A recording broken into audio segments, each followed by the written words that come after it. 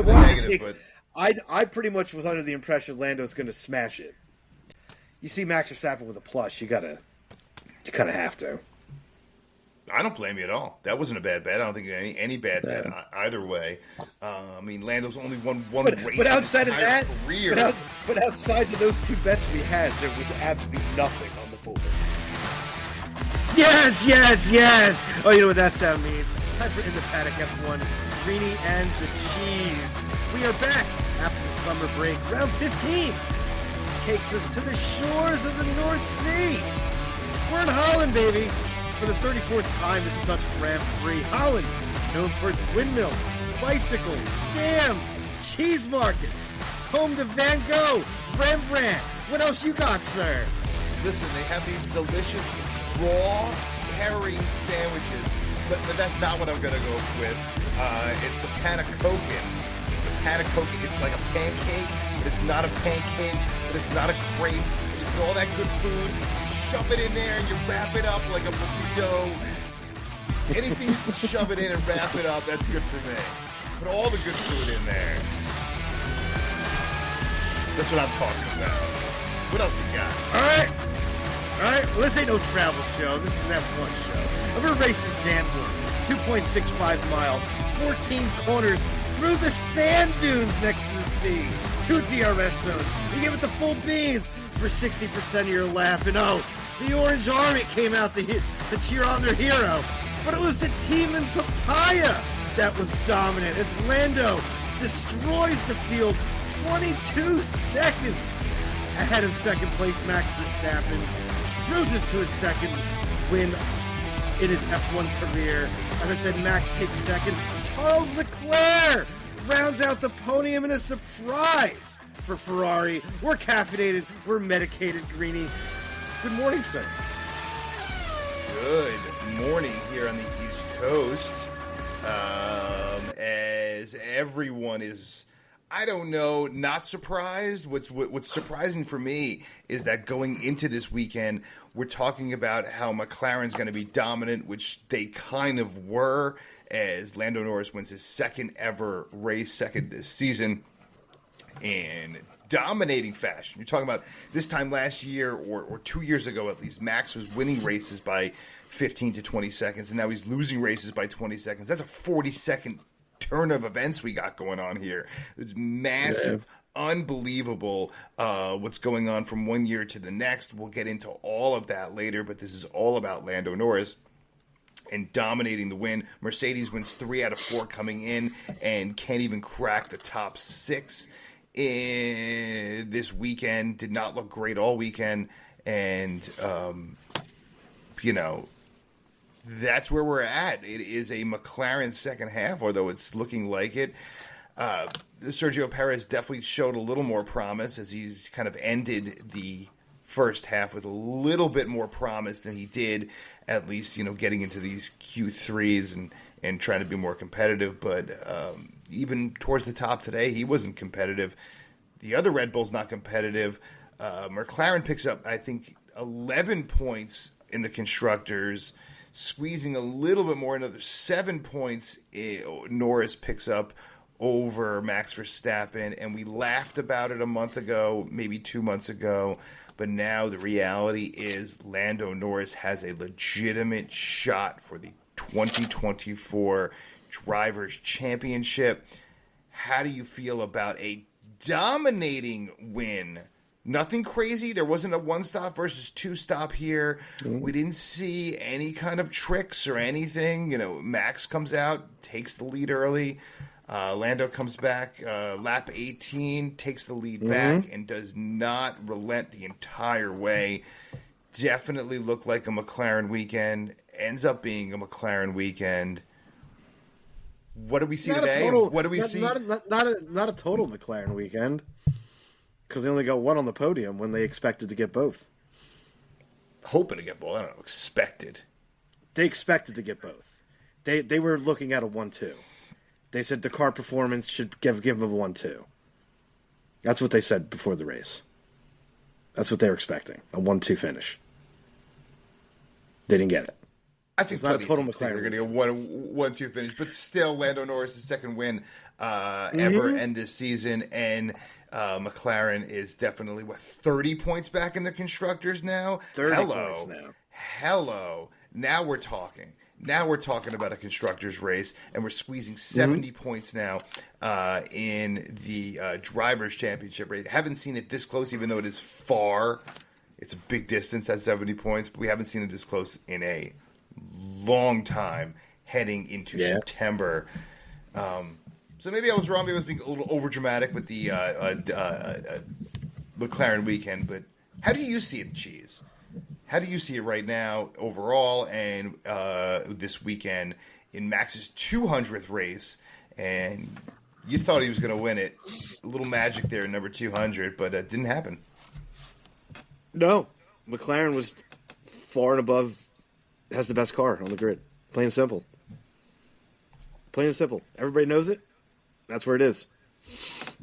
Just absolutely dominant, i.e. of a Max fashion as he just cruises to, almost 23 seconds in front of the rest of the field. So, and I don't know really if Red Bull's going to really get that many developments to get the car going, because they brought developments and it seems like the car is just absolutely stalled. They can't get any that much more pace out of the car. So, looking at that, I would put my cash on McLaren right now to win the constructors, hands down. Maybe we're all, hyping up Red Bull too much, and maybe Max Verstappen is just proving how great of a driver he is in what might be the fourth best car on the track in Red Bull. Maybe not this weekend, probably the third best car on the track. And I'm sure we'll get to Ferrari and their weekend, which haven't even touched yet. Mercedes, like I said earlier, disappointing weekend in many regards after winning 3 of the last 4 races. And, on paper or at the end of the race coming in 1-2 to close out the season before those penalties. If you look at a lot of the grid, it depends on the track when you show up. It's, certain tracks a car's better than on this track versus the next track or something like that. So, but the only car that's been consistent at every single track is the McLaren. They show up and they're just fast everywhere. Consistently good Consistently everywhere. fast Even though everywhere. they haven't won, this is only the third win of the season for them. Mercedes has 3 wins. Ferrari has 3 as well, or 2. Ferrari has 2. And Red Bull has 7.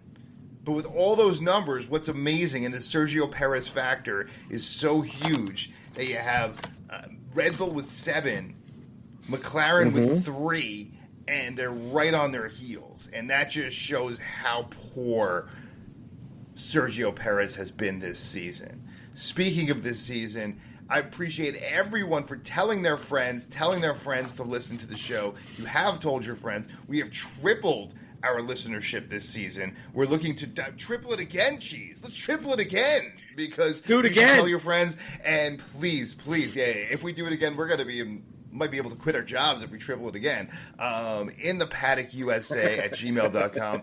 Hit us up. We're going to be back on YouTube. This is the first episode back in a while on YouTube as we get back to reality a little bit here, as I'm back from my 5 months of hell every year. But I am back for the next 7-8 months for sure, back with you guys in a much deeper capacity to be able to start getting some more content up there.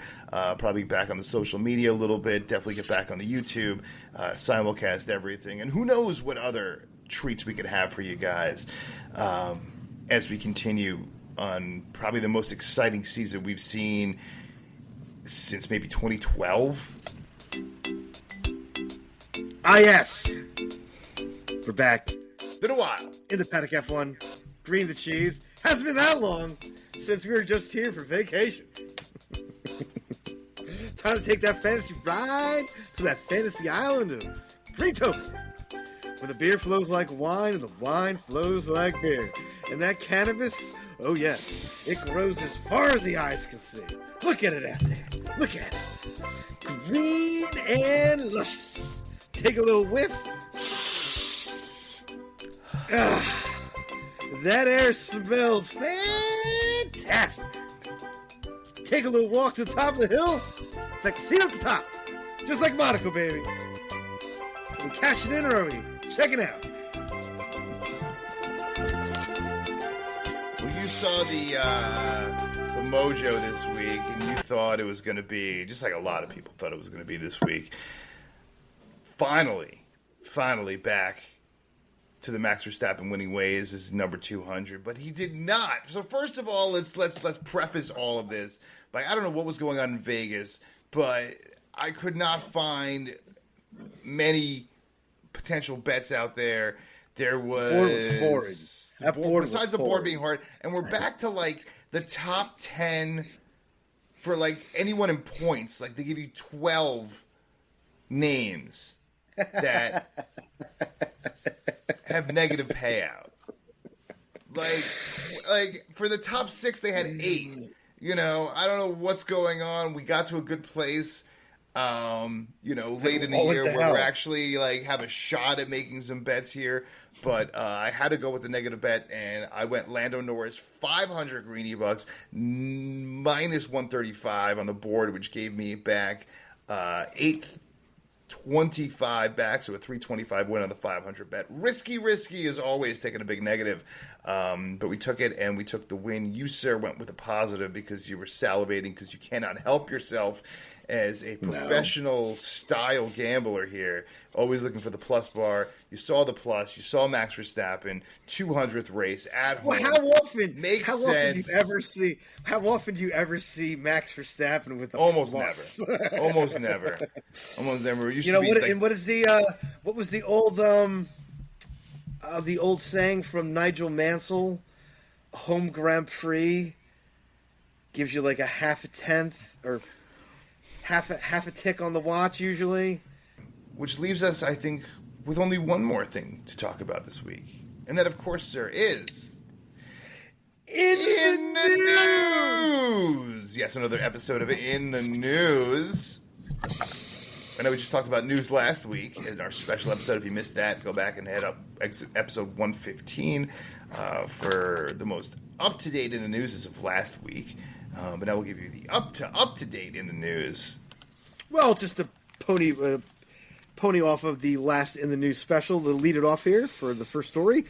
Jack Doohan was officially named to the second seat of Alpine as we had predicted, or as rumor had said it. So congratulations to Jack to finally get his ride in Formula One. It's been a long time coming.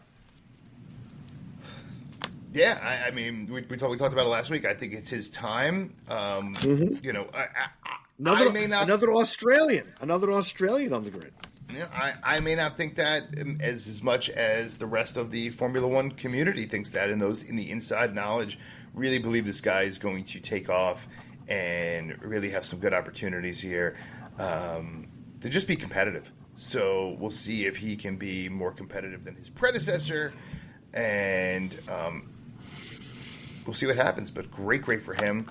Great for Doohan. Not the only new driver, or at least new driver for 2024, 25 being rumored about. I'm sure you have that as well. But great addition. Definitely finalized. I know there's a lot of other names being talked about. I think Mick Schumacher's name came up in that conversation as well. But Doohan it is, and gotta love the young guys.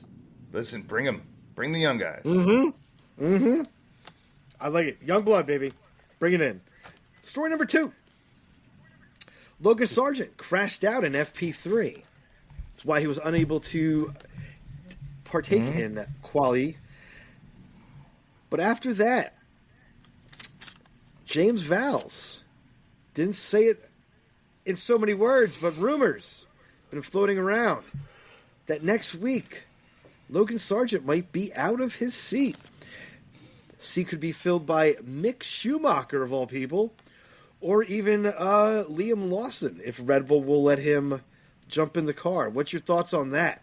I mean, I think this has pretty much been a long time coming. So, yeah, I think it'll be Liam Lawson. I think that crash really, first of all, that looked absolutely terrible, and I had a couple people reach out and text me, like, wow, that was a really bad crash. It looked bad because F1 has put so many layers on these vehicles now to protect people from getting hurt in the crash. I mean, the picture of him, I don't know if you saw that photograph going around of him jumping out of the car, like the left hand on the hood, right hand in the air as the back of the car's burning.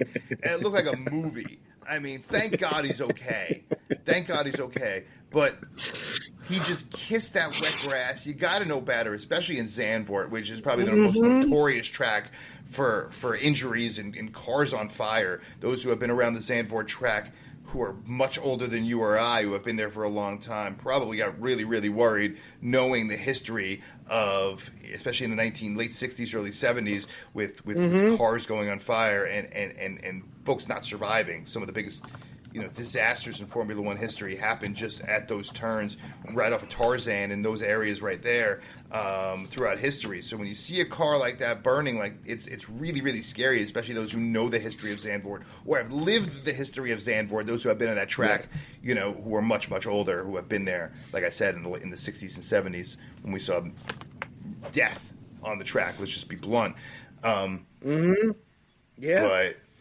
But with all of that, in free practice, having a situation where it's wet, where he ends up not just a little bit on the grass, but a lot on the grass. There's not much grass to avoid in that track, and he hits the one patch. We mentioned it a few weeks back, or not a few weeks back, but a few races back.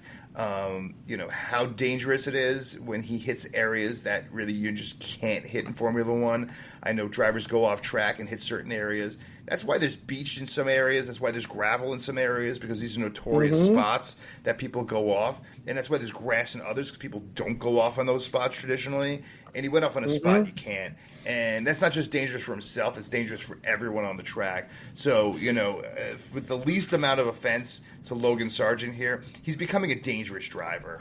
And I think we see the same thing with, which I believe we're going to have a story about, his father's company in a few minutes here, but that's what we saw with a previously named Russian driver who we will not mention again on the show, who had similar things. He was hitting certain parts of the track and spinning out in areas that were very, very dangerous. I think Yuki had that for a while. He fixed that. But when drivers are crashing out in areas where you can't crash out in, that's very dangerous for everyone, not just for the driver. That's all I got to say about that. Well, just stinks. Time to go. Bottom line. All right, and our final story of the week. I'm waiting for this one all week. I've been waiting for this one all week. My favorite. Dutch authorities seized Haas's race cars, motorhome, trucks, and all other equipment. They can't even leave the country. Because in June, a court ruling in Switzerland ruled that they have to pay their former sponsor, Earl Cali, $10 million. But they haven't been able to make the payment due to the sanctions going on against Russia. Are they going to even show up at the Italian Grand Prix?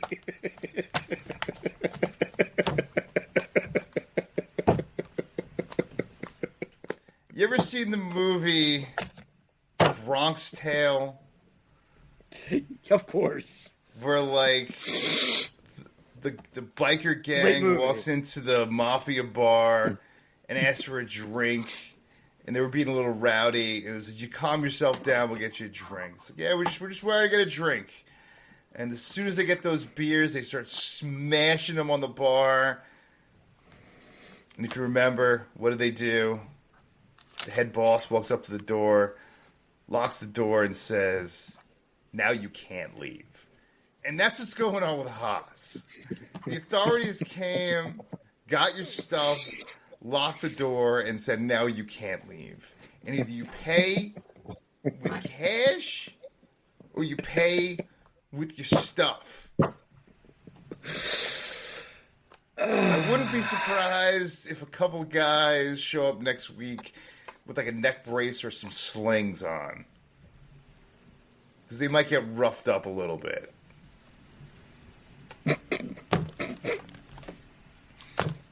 They might get roughed up a little bit.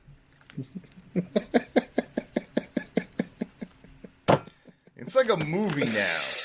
It's like the continuation of this movie that, like, Haas keeps finding themselves in, where they need to sneak out of another country with their stuff. It's like a never-ending nightmare when the bad dream just keeps coming back. No words. No words. So we'll see what happens. I am not optimistic. But Haas will get the money. They'll get the money. They have the money. They said they haven't been able to make the payment due to, Russia being under sanctions, so they can't just send them a check. It has to go, probably through about 7 other countries and transferred into, I don't know, gold bullion or something. Yeah, the old currency or something. The old you can't just send a check. The old international sanctions excuse. Yeah, I heard that one before.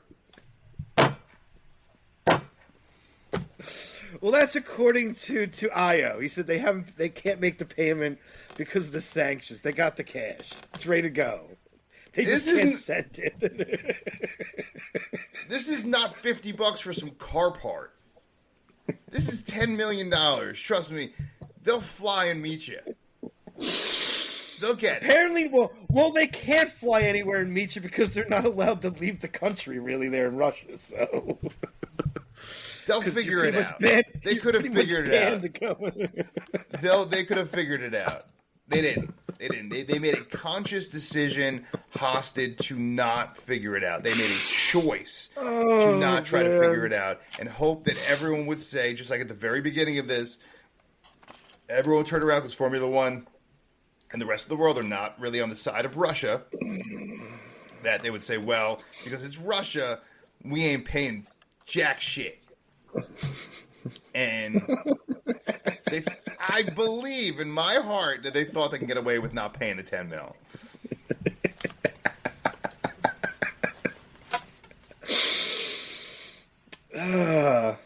Wouldn't you?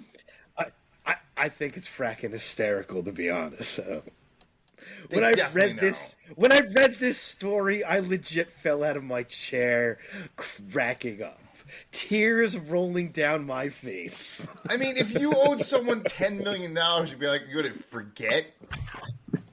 You're going to forget you owe someone $10 million? You know. Is that all the news, sir? That's all. I mean, you can't follow that up with anything. Well, we can follow it up. When was the last time a team had authority show up at the track and seize everything? Your trucks, your motorhome, your race cars, your equipment, everything. I can't think of that happening at any race team ever that I can think of. What's sad is there's got to be more than $10 million in collateral here. There's not even $10 million in collateral for all their stuff. Anyway, we're gonna get out of here. We're gonna be back in like 7 days because we got another race coming up. As you're crying here, where are we going next, Cheese? The Temple of Speed, baby. One of your favorite tracks. It's your favorite. One of your favorite tracks. Damn right. All right, well, we'll see if McLaren can take that big lead, finish 1-2, and start making a comeback, or can Max Verstappen show up? Can Sergio Perez show up? Or is it going to be like a Ferrari-Mercedes weekend? Who the heck knows, because we got 4 teams legitimately can win any single week. If you haven't watched Formula One, or you're just getting into Formula One, well, you came to the right place, Greenie and the Cheese. Thank you all for joining us. It means so much. The unbelievable support this year, as we mentioned earlier. Tell your friends. Keep telling your friends, as you've already have. Say what you got to say, brother. I will see you in a week's time at the Temple. And until then, as always, stay medicated, my friends. Peace.